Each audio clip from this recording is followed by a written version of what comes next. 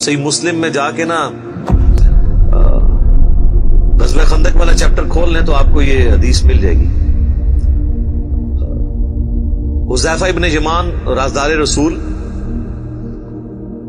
جو حضور علیہ السلام کے قریبی ساتھیوں میں سے بھی تھے، ان کے سامنے چند تابعین نے کہا کہ حضرت کتنے آپ خوش نصیب ہیں، حضور کا آپ نے دور پایا ہے، کاش ہم بھی اس زمانے میں ہوتے تو جس طرح آپ نے حضور کے ساتھ جنگیں کی، آپ کے ساتھ مل کے آپ نے دین کا کام کیا، ہم بھی کرتے۔ تو حضرت حذیفہ نے کہا یہ اتنا آسان کام نہیں ہے، اس طرح کے دعوے نہ کرو، آج یہ بات کرنا آسان ہے نا۔ تو نبی صلی اللہ علیہ وآلہ وسلم کے مبارک زمانے میں انہوں نے کہا میں تمہیں ایک واقعہ صرف سناتا ہوں کہ غزوہ خندق کے موقع پہ سخت سردیوں کی رات تھی، تو حضور علیہ السلام نے ندا دی اصحاب میں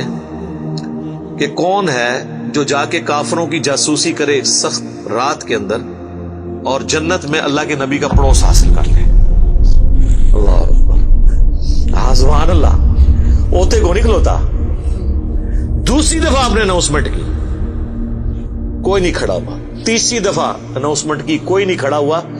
سب یہی کہتے خود ہی حضور کسی کی ڈیوٹی لگا دیں، اتنی سخت سردیاں،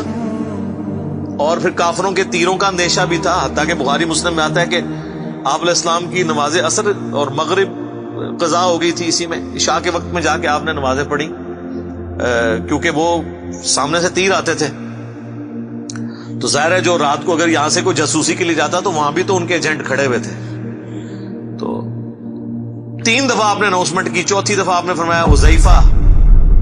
تو حضرت حذیفہ کہتے ہیں میں نے دل میں سوچا لو جی اب میں مارا گیا، میری ڈیوٹی لگ گئی۔ اچھا یہ ان کی سچائی تھی، انہوں نے بتا دیا۔ یہاں تو لوگ ایکٹنگ کرتے ہیں نا جی، میں تو آج تک جناب میں تو گل منہ تے کرنا،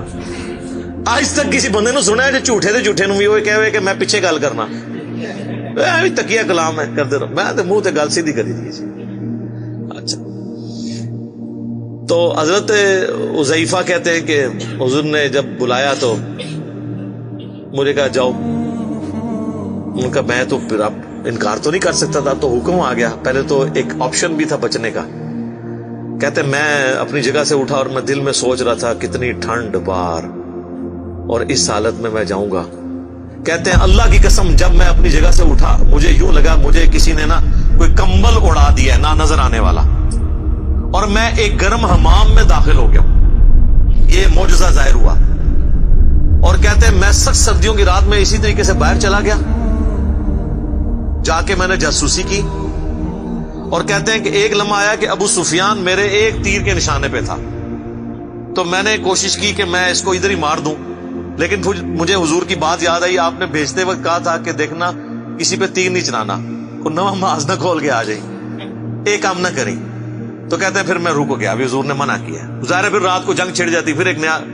ظاہر ہے یہ دیکھیں ڈسپلن تو نہیں لوز کرنا نا، جو لیڈر ہے اس کے اس مشورے کو لے کے چلنا ہوتا ہے جس طرح وہ کہتا ہے۔ کہتے ہیں میں خیر واپس آیا،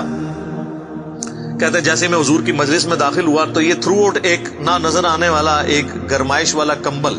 جو نظر نہیں آ رہا تھا، جس سے مجھے ٹھنڈ نہیں لگ رہی تھی۔ جیسے میں اپنا وہ کام پورا کر کے حضور کو آ کے پوری مخبری کی کہ یہ اس وقت وہ تیر کمان رات کو بیٹھ کے تیز کر رہے ہیں، اتنے لوگ ہیں، اتنے یہ ہیں، آگے حضور صلی اللہ علیہ وسلم کو خبر دی، تو جیسے ہی میں فارغ ہوا تو مجھے پھر ٹھنڈ لگنا شروع ہو گئی، تو حضور علیہ السلام نے اپنی مبارک چادر مجھے اڑا دی۔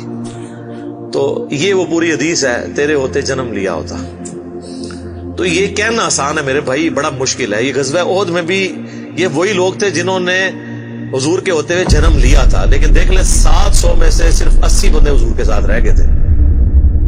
اور جب بھگدڑ مچی اس وقت تو 80 بھی نہیں تھے، 12 تھے۔